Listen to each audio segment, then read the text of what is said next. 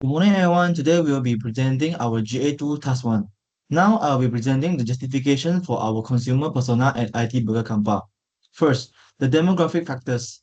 In Kampa, we have a lot of young people, especially students from Utah and KUMT, as well as fresh grad who are working nearby. The main age group is between 20 to 39 years old. This group is still adventurous with food choices. Since Kampa is a mixed community of Chinese, Malay, and Indian, we see diverse tastes, but one thing in common is that everyone enjoys comfort food like burgers. Next, market trends.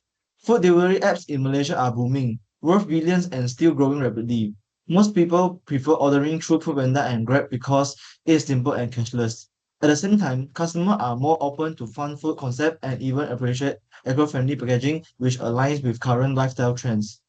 Now, consumer behavior and preferences.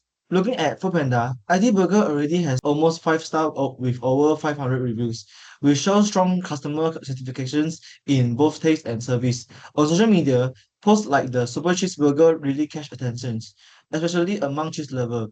From this, we can see that locals prefer both flavors, fresh ingredients, and indulgent bites that give them a memorable experience. Finally, the persona justifications. Our target customers are young students and working adults who are always online.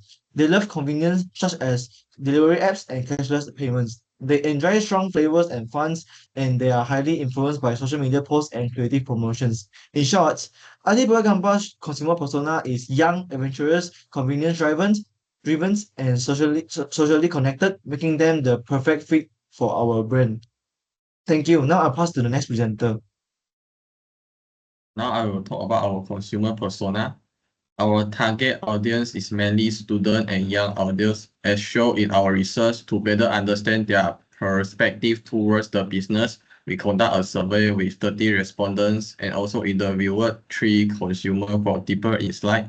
From this finding, we identified our target audience and developed one representative persona. Now, let me introduce him to you. His name is Rami Suras. Rami Suras is a 20 years old student who stay in a hostel within the campus. He is unmarried and owns a car, which gives him some freedom despite his busy student life. His eating habits have no fixed pattern, and he usually decides where to eat based on his studies, social life, and convenience. Demographically, Suras is a young undergraduate with a limited monthly budget. Because of this, affordability and value are the most important factor when choosing foods. His dining decisions are shaped by budget, time, and availability. In terms of interest, Suras enjoy listening to music and trying new restaurants, often influenced by curiosity and peer persuade. He also attracted by discount and promotion, and he relies heavily on online reviews before making decisions. He actively use search engines like Google and Bing, which show that the interest is central in his choice. That's all for my part. Now I'll pass to the next presenter. So Ramli faced several challenges when dining out. Long queues waste his valuable time, especially as a busy student. Poor service such as a rude staff or mishandled orders, which will create a negative experience. You also feel dissatisfied when price doesn't match the value, whether the portion is too small or low quality. On top of that, mistakes like wrong orders or delays frustrated him further. Altogether, these issues reduce his trust and make him less likely to return. Despite this challenge, Ramli has clear goals. Food qualities, like taste, appearance, and portion size, is his top priority. He also values convenience and quick service, especially during exam. Reliability matters to him too. He wants consistent quality each time he visits. And because time is limited, he prefers fast food or drive-through option that save time without disrupting his schedule. Ramli's objectives are simple and practical. He expects reasonable price and satisfying portion.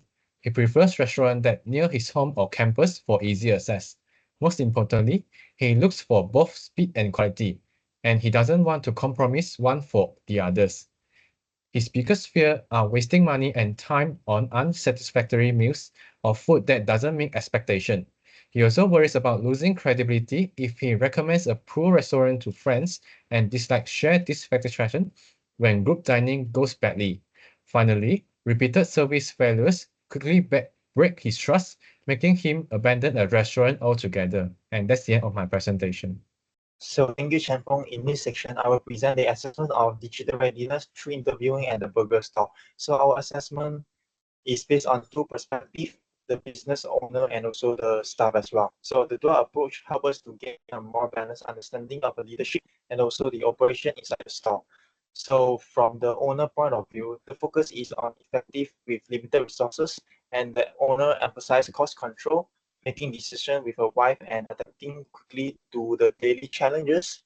And you also highlight that multitasking, since management roles are often overlap with their daily operation. So meaning that there are only two persons in charge of more than one task of the job, and also making a wise decision instead of rushing. They are more carefully to make a decision. From the staff perspective, the focus is different. So the employee values fair workload distribution, clear communication, and also the supportive management. So in such a small scale business, personal relationship directly affect the motivation and also the performance of the store. So the employee also stresses the need of the consistent recognition of contribution to maintain a moral. By comparing both perspectives, we see a clear differences. So the first is the owner focus on the survival and also the resource optimization, while the staff emphasizes fairness and also the human relation. So as put it all together, this insight shows that effective human resource in a small food store require balancing business sustainability with employee well-beingness. So that's all for my part. I will pass it to the next presenter. And through the interview, we know that your store already use Foodpanda, GrabFood, WhatsApp, and QR payment. But since most sales is still depend on the walk-in customer, there's still room to grow. We have 3 step-by-step recommendations to strengthen the digital readiness. The first step is to strengthen the digital marketing skills. The store can post short video on Facebook and TikTok, for example, showing burger making, customer reviews, or late night offer.